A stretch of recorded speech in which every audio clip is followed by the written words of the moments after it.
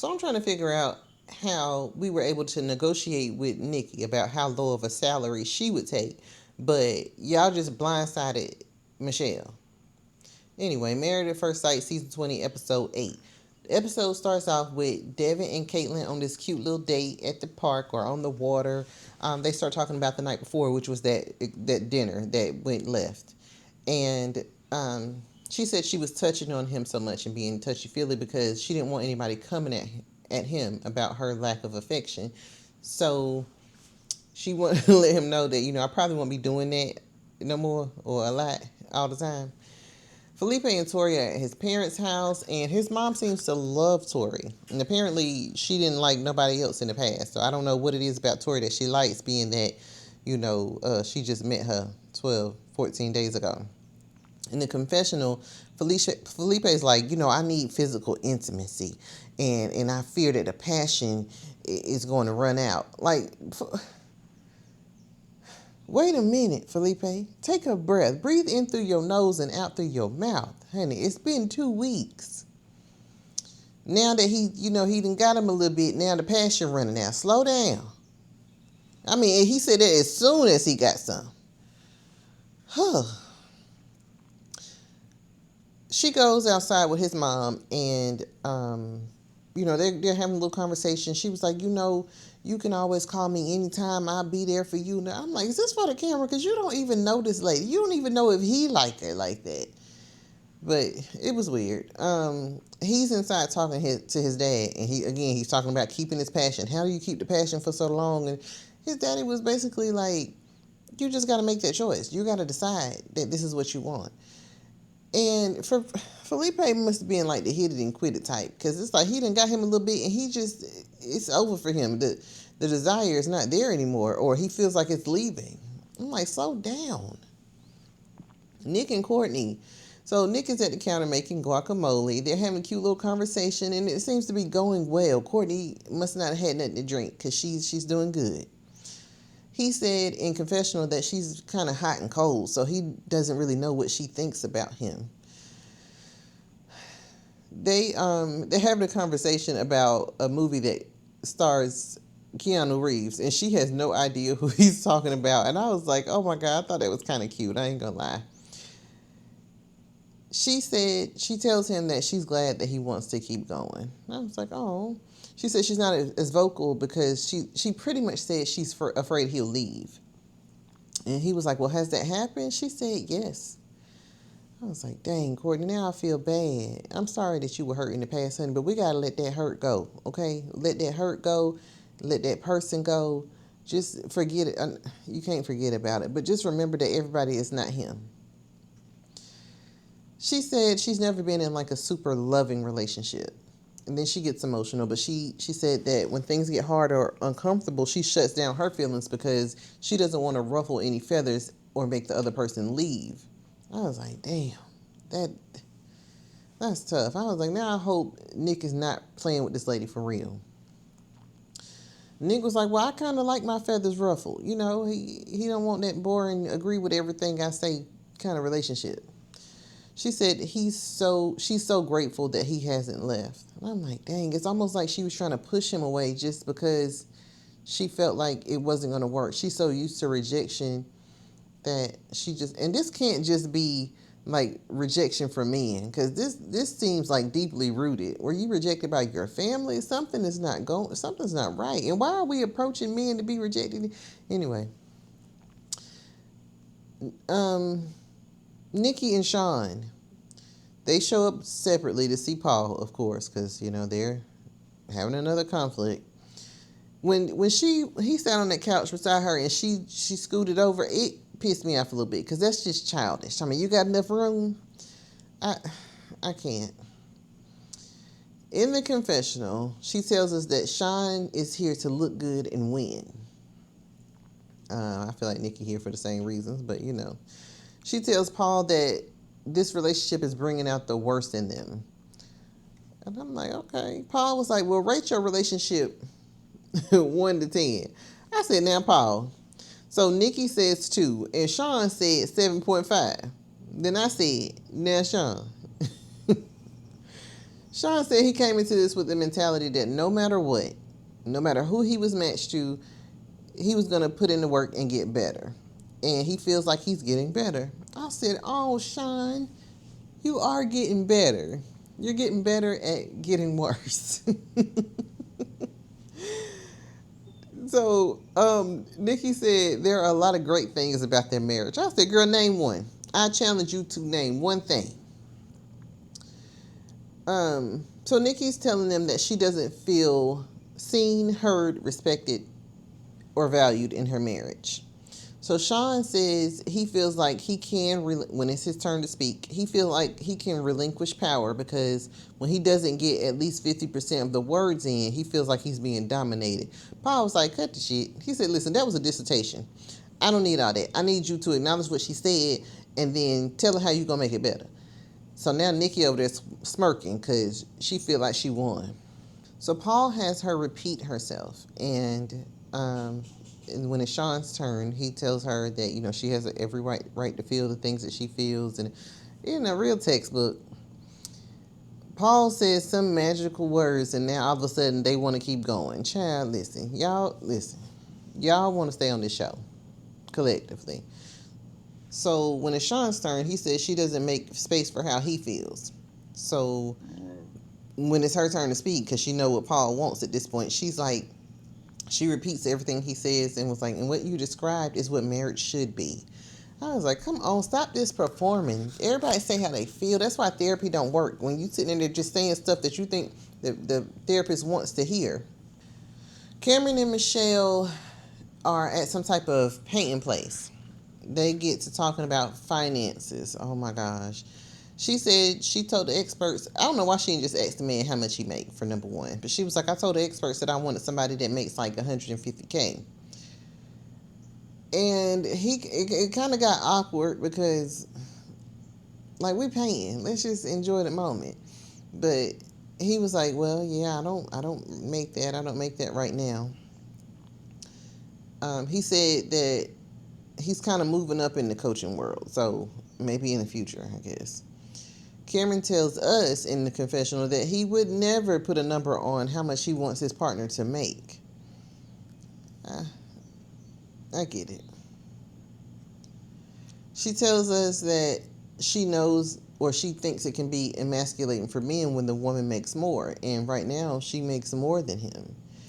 When they get home and get comfortable, they're still talking about it. He said it is emasculating. And she said she doesn't look at him any differently. And it doesn't bother her. So she tries to make him feel safe. But she tells him he makes her feel safe. I thought it was cute, but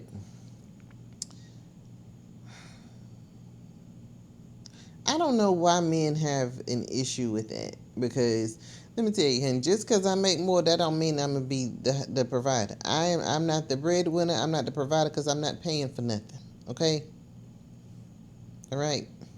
You make 100K, I make 150K. We're living on your dime and your budget. That's okay. Now, as far as vacations and all the extracurriculars, I got that. But we're gonna build our life around your salary.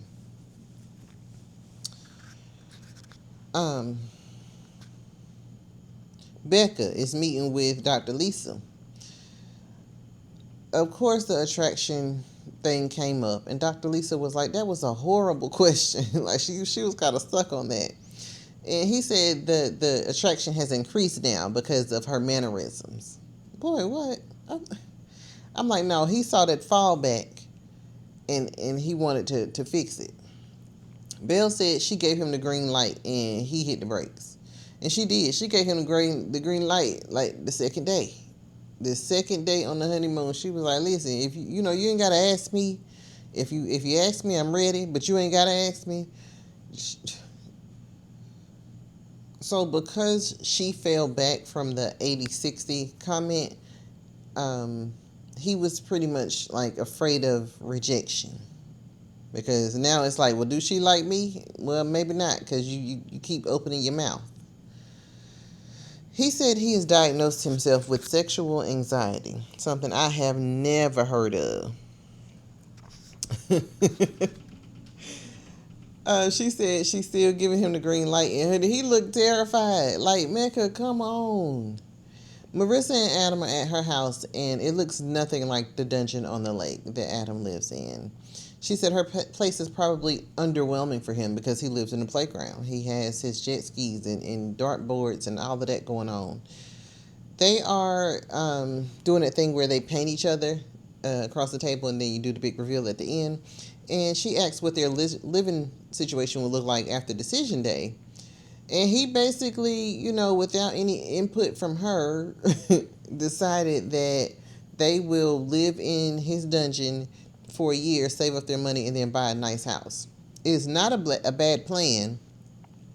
It's just that I don't feel like she was included in it. And maybe there was some cuts as far as editing goes, but I'm like, dang, you just, like, what if she can't live out there in the wilderness with you? She got allergies and stuff.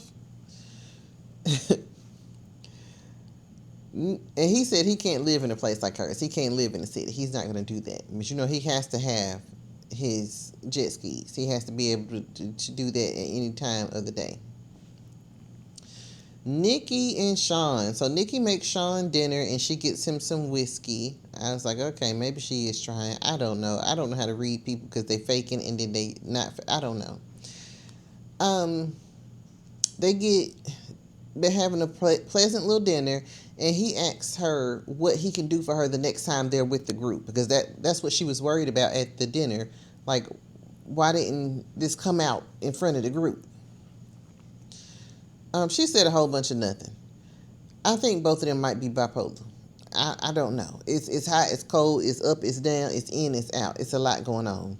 So they agree that they both have big egos and that they're going to start leaving them at the door, because the egos that aren't serving them in their relationship serve them outside in the world, which makes sense. I think I might have said something like that. I said, honey, these two will be fighting by the next episode.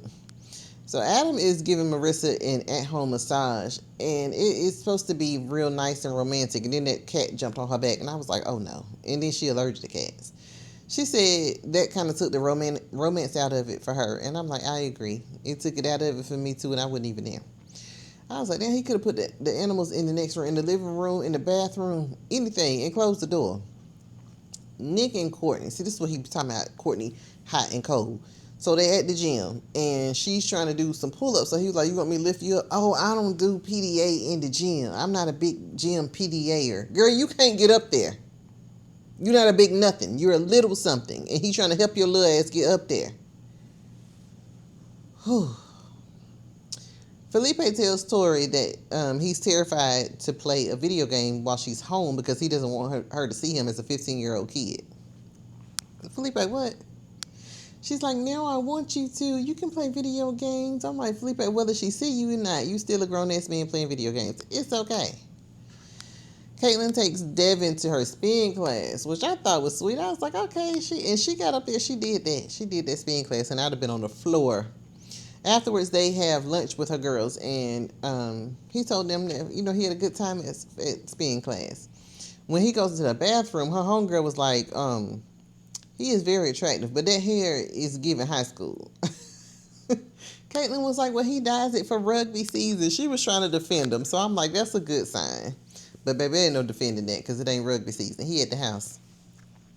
Michelle has to go back to work tomorrow, and she ain't happy about it. She said she get the Sunday blues. I do too. I get the Sunday blues, Monday blues. Any day I have to go to work next day, I get the blues too. I might need to find me something to do. Y'all like, comment, and subscribe so I can do what I need to do. Cameron is gonna have to go back to Portland every other day this week. I think it was every day, Monday, Wednesday, whatever. That's a lot.